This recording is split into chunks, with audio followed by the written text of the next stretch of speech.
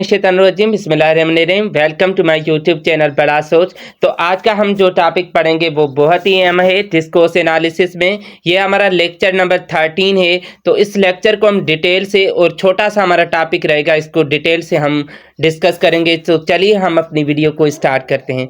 तो conversational analysis क्या होती है?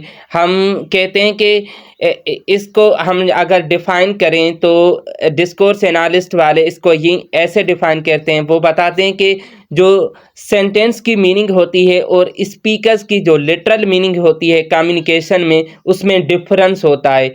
सेंटेंस की मीनिंग, फॉर एग्जांपल मैंने कोई भी सेंटेंस लिखा उसकी मीनिंग में, और जो स्पीकर बोल रहा है उसकी लिटरल मीनिंग में, कम्युनिकेशन के दौरान जो उसके दिमाग में चल रही है, तो उसमें जो डिफरेंस पाया जाएगा उस डिफरेंस को हम कहेंगे कॉन्वर्सेशनल इम्प्लीकेशन। घबराना नहीं है जी, हम अब इसको एग्जाम्पल के साथ साथ इसे को डिस्कस करेंगे।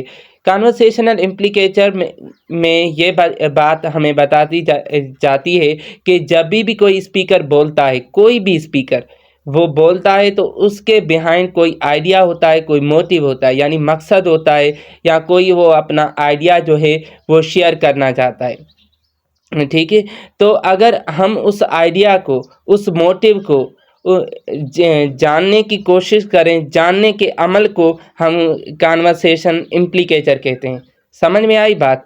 तो ये इसकी जो है सिंपल डेफिनेशन है। वो कॉन्वर्सेशन में अटर्ड नहीं होती, मगर हम उसको अंदाज़ा लगाते हैं कि इसका ये बात कहने का ये मकसद है, ये मोटिव है। ये बात समझ में आई? तो ये कॉन्वर्सेशन इम्प्लीकेचर में हम जानने की कोशिश करते हैं, यानी सेंटेंस की मीनिंग में और स्पीकर के लिटरल मीनिंग में जो डिफरेंस पाया जाता है उसको कॉन्वर्सेशनल इम्प्लीकेचर कहते हैं। कॉन्वर्सेशनल इम्प्लीकेचर में के जितने माहिरीन हैं उनका ये कहना है कि जो भी स्पीकर बोलते हैं तो उनके बिहाइंड, उनका जब कम्युनिकेशन कर रहे होते हैं उनके बिहाइंड कोई मकसद होता है, कोई मोटिव होता है। उस मोटिव और मकसद को हम जानने के अमल को हम कॉन्वर्सेशन इम्प्लीकेचर कहते हैं। वो कॉन्वर्सेशन में अटर्ड नहीं होता, मगर उसमें हम अंदाज़ा लगा सकते हैं कि इस स्पीकर का ये इंटेंशन है, ये इसका इरादा है, ये इसका मकसद है, ये जो भी बात कर रहा है। समझ में आई बात? तो हम इसको एग्जाम्पल के थ्रू देखते हैं। एग्जाम्पल नंबर पहला है कि पर्सन 1 ने पर्सन 2 को कहा हाउ इज़ लाइफ, यानी आपकी ज़िंदगी कैसे जा रही है, यानी हाउ आर यू, आप कैसे हैं। तो पर्सन 2 ने जवाब दिया माई मोम इज़ंट वेल, यानी पर्सन 2 ने एक क्वेश्चन पूछा कि आपकी ज़िंदगी कैसी जा रही है, वो पर्सन 2 ने जवाब ही दूसरा दे दिया। इन सवालों का आपस में, यानी 2 के जवाब में और 1 के क्वेश्चन में कोई लिंक बन रहा है? ज़ाहरी तौर पर नहीं बन रहा, मगर आप उसके कॉन्टेक्स्ट के बियॉन्ड, सेंटेंस के बियॉन्ड अगर देखेंगे तो इनमें लिंक बन रहा है। तो पर्सन 2 ने इसको जवाब दिया है कि मेरी अम्मी ठीक नहीं है इसीलिए मैं भी ठीक नहीं हूँ।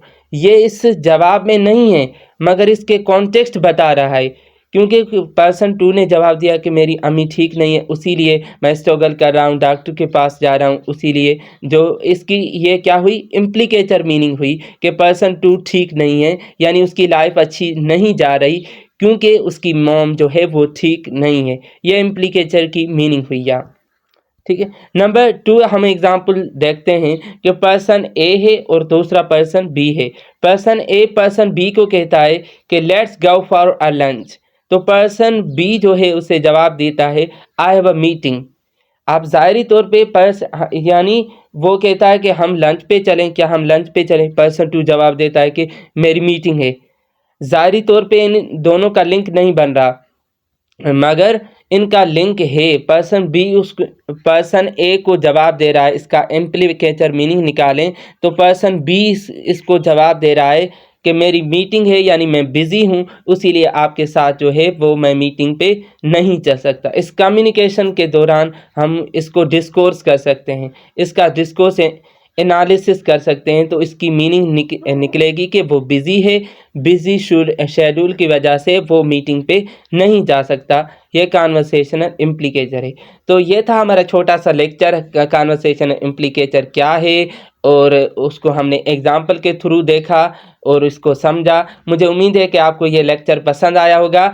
तो हम मिलते हैं नेक्स्ट वीडियो में कि एक नई वीडियो के साथ। तब तक के लिए मुझे दीजिए इजाज़त।